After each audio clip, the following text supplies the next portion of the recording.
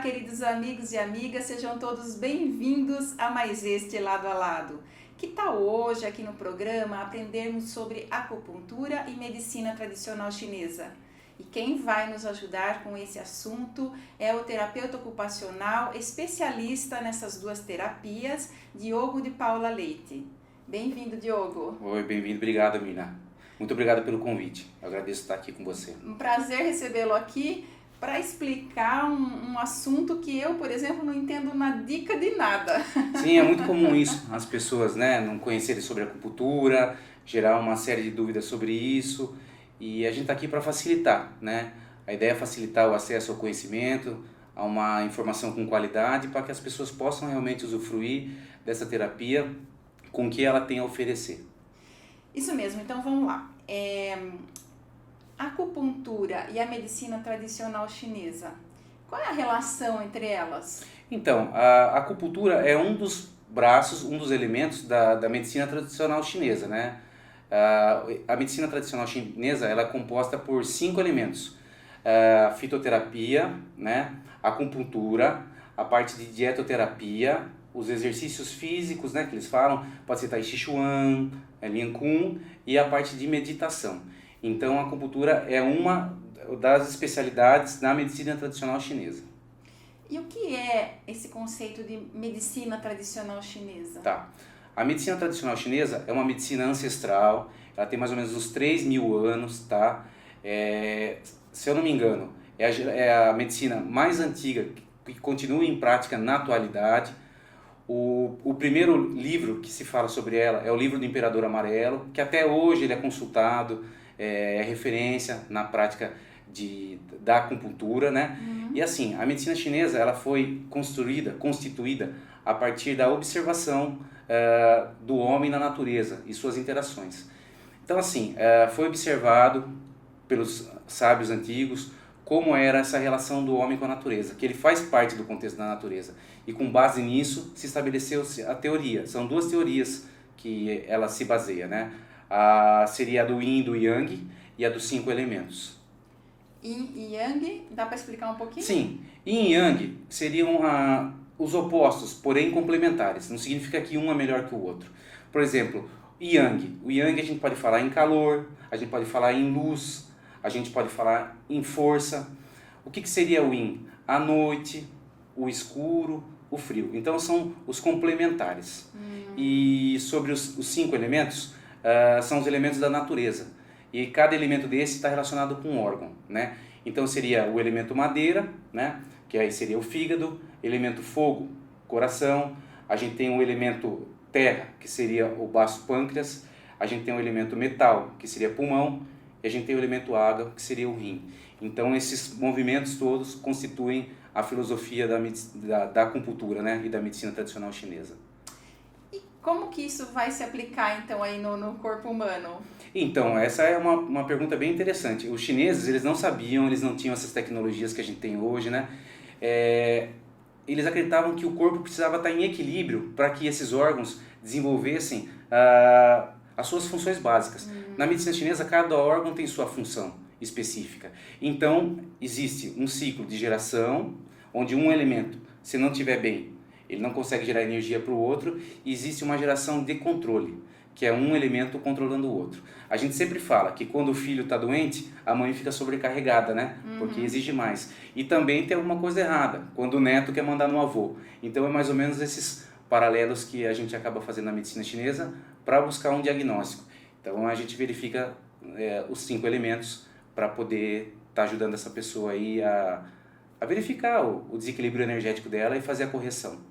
E parece que você trouxe um aparelhinho aí que ajuda nesse diagnóstico aí que você está falando. A medicina oriental, ela trabalha um pouco diferente da medicina ocidental, que é a medicina alopática, né?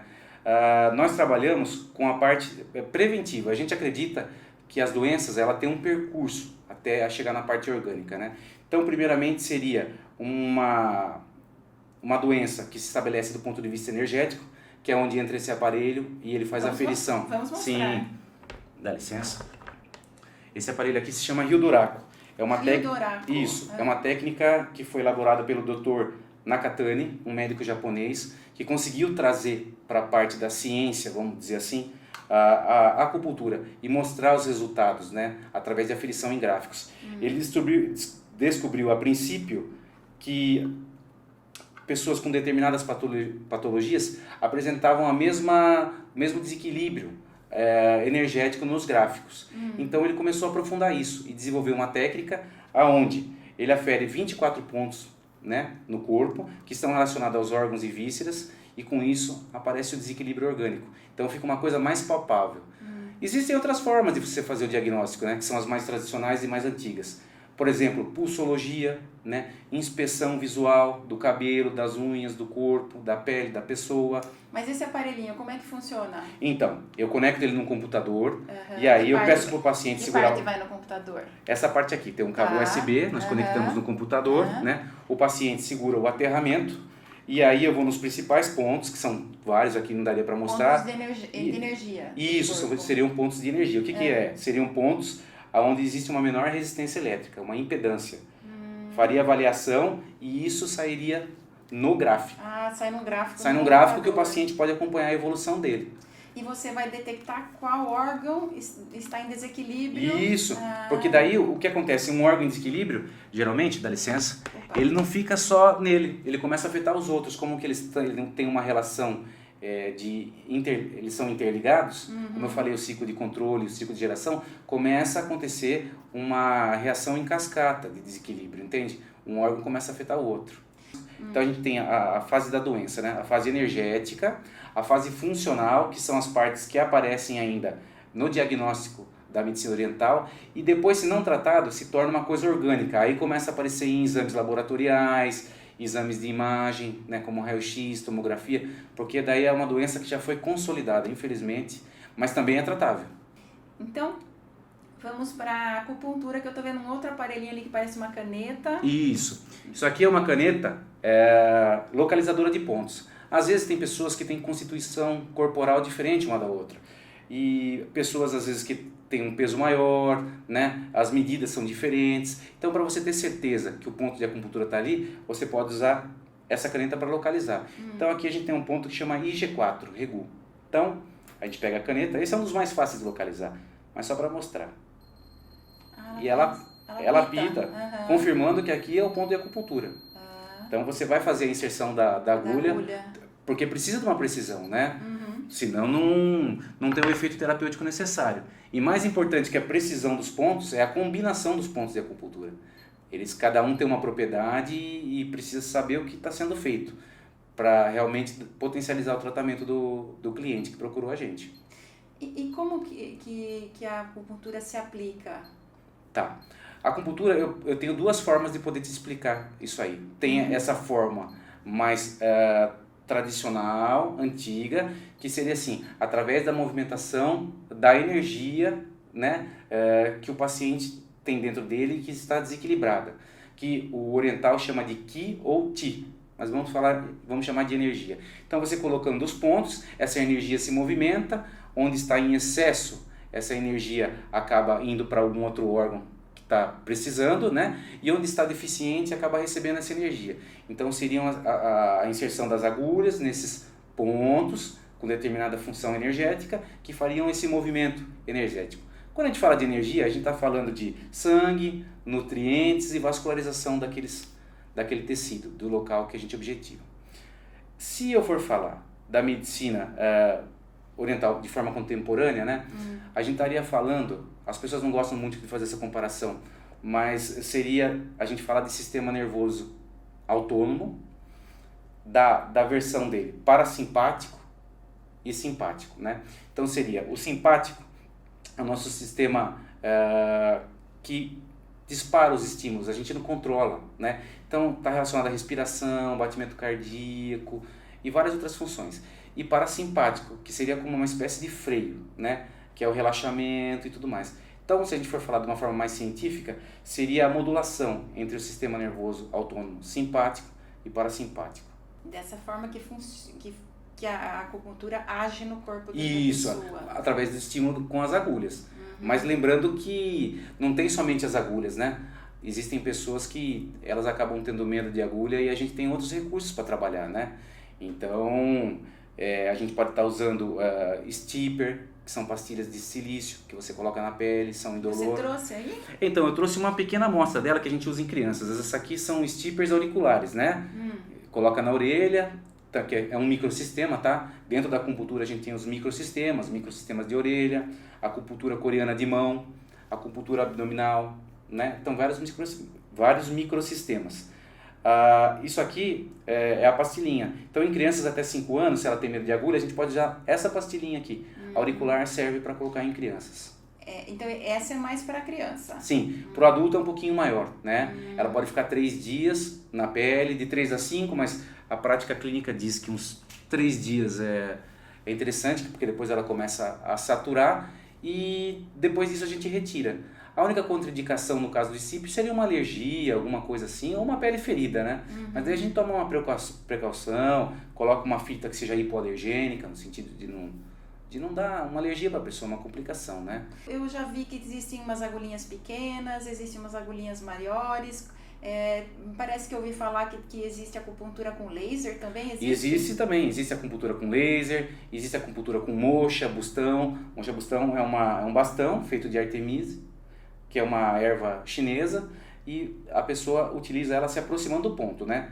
Não queimando. Existem profissionais lá na China que acabam fazendo queimaduras, mas aqui que eu conheço no Brasil, as pessoas acabam só por aproximação fazendo essa moxa aí. Então tem laser, como você falou, moxa bustão, tem a moxa eletrônica também, tem magneto, né? O stipper que a gente falou, e as agulhas. As agulhas tradicionais. As agulhas tradicionais. E Diogo, o especialista é que faz esse diagnóstico e escolhe daí que tipo de agulha vai usar, que tipo de tratamento vai fazer, é isso? Isso. As agulhas é uma questão muito profissional, né, pessoal, o que o profissional se sente mais confortável em trabalhar, né? O que é mais importante das agulhas, independente das medidas, é a qualidade do material que você está aplicando no seu cliente, né? As agulhas precisam ser descartáveis, né? Essa exigência de as agulhas serem descartáveis é da Anvisa? Isso, é uma lei brasileira, né? Então, em todo o território nacional não se pode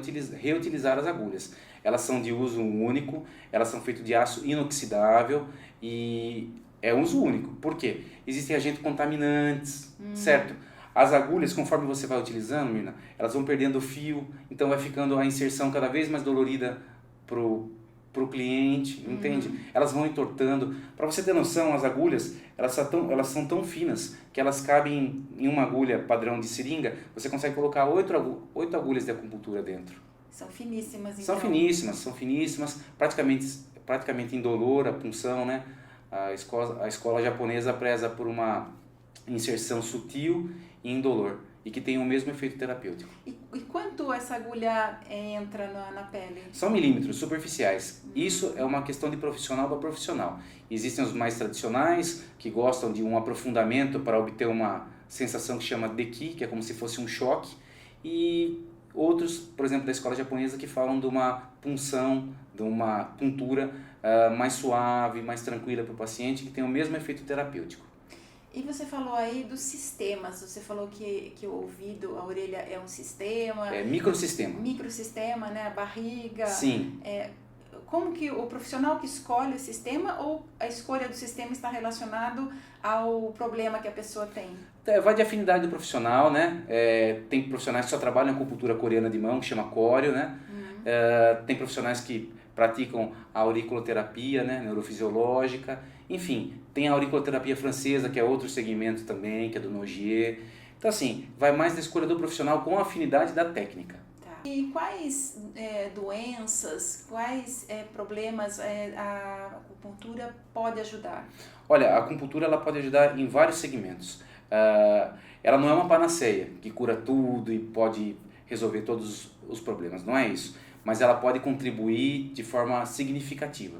A gente pode pensar em questões de saúde mental, né? Hoje em dia os transtornos de ansiedade eles são bem prevalecentes, né? Entre a população brasileira. Também temos transtornos físicos, neurológicos.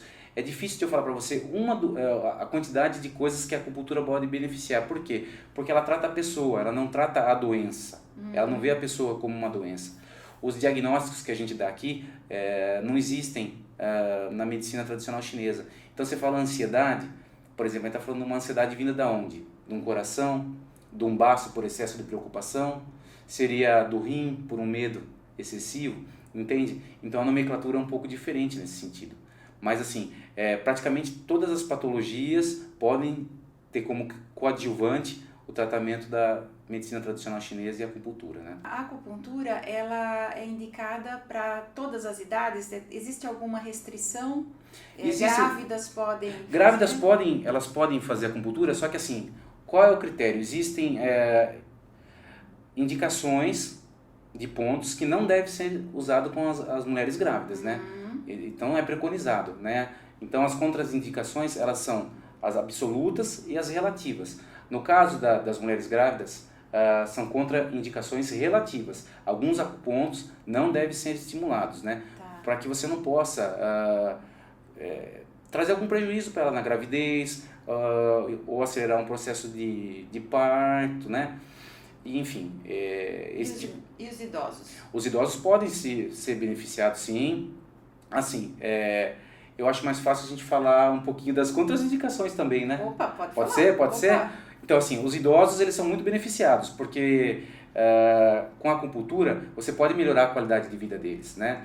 Enfim, a gente vai avaliar a queixa dele, o que ele está trazendo para a gente, e com base nisso elaborar um plano terapêutico. Mas sim, os idosos, eles são uma população que pode ser beneficiada e é uma clientela que é muito fiel.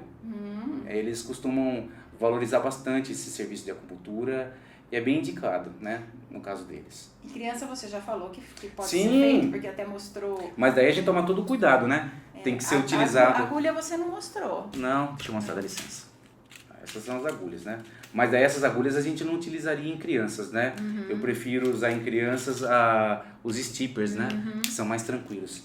Às vezes um recém-nascido acaba nascendo com um torcicolo congênito, as pessoas, o profissional que atende ele, coloca alguns steppers no sentido de liberar essa musculatura, deixar ele mais tranquilo. E Diogo, quais seriam as contraindicações mesmo para fazer acupuntura? Sim, as contraindicações são a questão de você não fazer o agulhamento sobre um tumor, né, de pele, dermatites, infecções, feridas abertas, assim, são coisas que o bom senso pelo menos indica, né, que não seja feito esse tipo de conduta, né, não é boa nem para o profissional, muito menos para o paciente, né.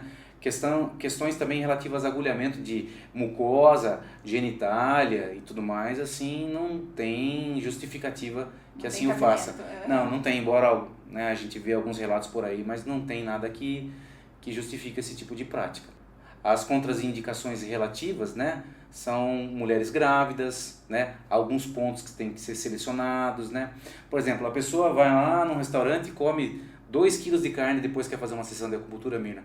Aí fica complicado, porque daí, você entende, mobiliza muita energia do organismo para fazer digestão, você acaba atrapalhando. Pessoas, eu nunca tive essa experiência, mas pessoas sob efeito de substâncias também, pode estar com uma agitação ali e se machucar e acabar penetrando a agulha mais do que deve. Pessoas que fizeram um exercício físico intenso, maratonistas, o cara acabou de fazer uma maratona, daí você vai lá e vai fazer a acupuntura na pessoa. Não, é interessante, é melhor fazer uma massagem relaxante, né, no caso, não é verdade? E quanto tempo demora um tratamento de acupuntura? Bom, essa é uma questão muito particular, que varia de indivíduo para indivíduo. O que a gente faz? A gente recomenda que a pessoa faça algumas sessões, e a gente, por exemplo, 4 sessões, e a gente reavalia ele, né? E com base na melhora dos sinais e sintomas das queixas que ele trouxe para o consultório, a gente acaba espaçando depois que ele melhora essa queixa principal. Tem clientes que gostam tanto que querem vir toda semana, então é uma questão muito individual, né? Assim, tem tratamentos que são condições mais crônicas que vão precisar de um acompanhamento maior, então é bem... Não tem uma média? Então, a gente fala 10 sessões, mas é difícil eu precisar para você, porque daí eu posso estar criando expectativa nas pessoas que não vão se concretizar. É como fica mais difícil, né? Mas assim, o que a gente faz é isso, a pessoa faz em média, vamos lá, Já que é para falar um número, a gente pensa entre 8 e 10 sessões, a gente reavalia, espaça, entendeu? Às vezes o paciente vai, depois de 6 meses ele volta e tudo mais. A acupuntura, hoje, ela está ali naquele rol de terapias complementares oferecidas pelo SUS, né? Sim. Então, ela é uma terapia complementar, ela não dispensa o tratamento com o médico tradicional, né? Jamais, Mirna. Se alguém fizer isso eu estou dizendo para vocês, se alguém procurar um profissional de acupuntura, de medicina tradicional chinesa, e essa pessoa está tomando a medicação e, por acaso, a pessoa indicar que você pare com as medicações, eu acredito que seja melhor você procurar outro profissional ou até mesmo questionar a conduta dele. Como já diz o nome, é uma prática integrativa, complementar, que vem para somar o tratamento. Vamos usar como um exemplo, se você me permite, um paciente que faz uso de um antidepressivo e um medicamento das classes dos benzodiazepínicos, que são clonazepam e outras medicações. Então, o que a acupuntura poderia fazer? Junto com o tratamento psiquiátrico e depois de um momento adequado que o médico vai sinalizar, por exemplo, a redução do clonazepam. Então a acupuntura vai dar um apoio para esse paciente no sentido de que ele tolere melhor os sintomas da diminuição da medicação, entendeu? Ajudar no controle dessa ansiedade, do desmame da medicação. Então assim, jamais se deve substituir a medicina convencional pela acupuntura ou pela medicina tradicional chinesa. A acupuntura ela vem para integrar, até porque a medicina alopática para algumas coisas é muito melhor. Se você estiver tendo um infarto, você não vai fazer acupuntura, você vai correndo para o pronto-socorro, né? E assim com outras doenças. Então, como eu disse para você, a acupuntura na parte preventiva, na parte de um tratamento de uma doença mais crônica. Agora, para a parte de doenças agudas, cirúrgicas, infecciosas, você já procura o médico alopata e segue as recomendações dele. E Diogo, você falou aí da formação do acupunturista, né? Da importância dele ser bem informado. Qual é a formação necessária hoje? Então, hoje o que existe no Brasil, né, é uma regulamentação por parte dos conselhos profissionais, né, que regulamentam a prática desse exercício para cada profissão. Então, por exemplo, eu sou terapeuta ocupacional. O conselho que me fiscaliza é o conselho CREFITO, né? Fiscaliza a terapia ocupacional e a fisioterapia. Os outros conselhos, então, por exemplo, de odontologia, fono, psicologia, elas têm a própria regulamentação que define essa especialidade ou não por parte daquele profissional. Então, você precisa de uma pós-graduação, né, séria, registrada no MEC, com uma carga horária específica, a parte de laboratório prático. Imagine um profissional que faz pela internet as coisas e não sabe nem agulhar uma pessoa. Como que você vai realizar essa prática? É uma coisa bem complicada. Eu acho que quando a gente está falando de cuidado humano, tem que ter a ética do cuidado. Seriam 2 anos, uma especialização de 2 anos após a graduação na faculdade. Isso. Os médicos também fazem acupuntura, né? Eles chamam de acupunturiatria. É um nome um pouco diferente, né? E aí eles são regulados pelo Colégio Médico Brasileiro de Acupuntura também. Então existem esses profissionais da saúde que a gente conhece, que são regulamentados. Existem alguns conselhos também que não têm um determinado reconhecimento profissional, que são conselhos que abrangem muitas classes e que também nela acabam entrando alguns profissionais acupunturistas. Mas daí é uma questão legislativa, de regulamentação do Congresso, que sempre está em trâmite essa questão. Então a gente tem que aguardar os próximos capítulos para que haja uma regulamentação, porque havendo uma regulamentação definitiva, os profissionais qualificados vão prevalecer no mercado, né? E você fez sua especialização onde? Eu fiz minha especialização em Sorocaba, no CETN, que é o Centro de Estudos de Terapias Naturais. Foram 2 anos. Em 2011 que eu me formei lá. Já tem 12 anos que você está formado e trabalhando com isso? Sim. A gente tem que atuar e sempre se especializar, né? Porque assim, é uma eterna reciclagem. A gente não pode entrar naquela questão de que eu já sei, porque você precisa estar sempre se aprimorando, surgem, não pontos novos, né? Porque os pontos estão estabelecidos, mas assim, combinações e outros recursos que você pode estar agregando que melhore, potencialize o seu tratamento. E Diogo, você fez terapia ocupacional na graduação e depois foi para essa área da medicina tradicional chinesa e especialmente a acupuntura. Por que você enveredou por essa área? Então, quando a gente se forma no começo, a gente não tem muita oportunidade, né? E aí eu pensei, o que será que eu poderia fazer, além de expandir a minha carreira, para poder ajudar esses pacientes, né? Um recurso extra. A terapia ocupacional por si só, ela já é bem... Tem muitos recursos que pode oferecer, mas eu queria um pouco além, né? Então, alguma coisa me instigava. E nisso eu fui procurar. E quando eu comecei a fazer né, essa busca, eu encontrei a medicina tradicional chinesa. E aí eu me identifiquei, falei, nossa, tem agulhas, são coisas palpáveis, a gente pode fazer mais coisas nesse sentido. E também tive pessoas que me incentivaram, né? Eu tinha na época a minha avó, e ela me incentivou bastante a isso. Inclusive foi uma das minhas primeiras... Pacientes? Clientes. Geralmente quem faz isso aí, as pessoas não gostam de falar muito isso, né? Mas os primeiros clientes, pacientes que a gente tem são as pessoas da família, né? Então eu agradeço muito a eles. São cobaias, né, na verdade. Não diria esse termo, né? Eles são incentivadores da nossa prática clínica, né? Mas assim, com resultados. Mas assim, a grande questão é na hora da prática clínica. Porque as pessoas falam, pô, meu familiar pode me enganar para dar um resultado, mas não. A gente sempre pede para falar a verdade e sempre... graças a Deus as experiências sempre foram bem sucedidas, não tenho nenhum tipo de questão a reclamar nesse sentido. E onde você atende? Então, eu atendo na rua Vitório Witt, número 67, né? Piso superior na sala 2. E quais são os seus endereços digitais, virtuais, as suas redes sociais, para as pessoas que queiram acompanhar, porque você posta algumas dicas. Sim, né? Tem bastante coisas práticas. A gente, de vez em quando, coloca alguns materiais que são para as pessoas aplicarem no cotidiano, né? Que sejam acessível a todos, né? De fácil entendimento. @Diogo Paulo Leite, é o Instagram. Diogo, agora para a gente finalizar a nossa entrevista, eu vou pedir para você falar para o nosso público por que procurar a acupuntura. As pessoas deveriam procurar a acupuntura no sentido de reequilibrar o organismo, né? Atuando de forma preventiva, cuidando de você mesmo, para que as doenças não possam aparecer, né?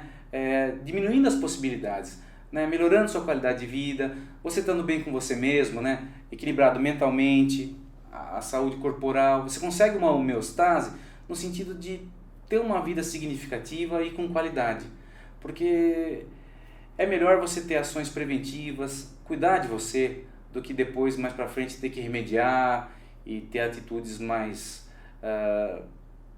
severas em relação à saúde.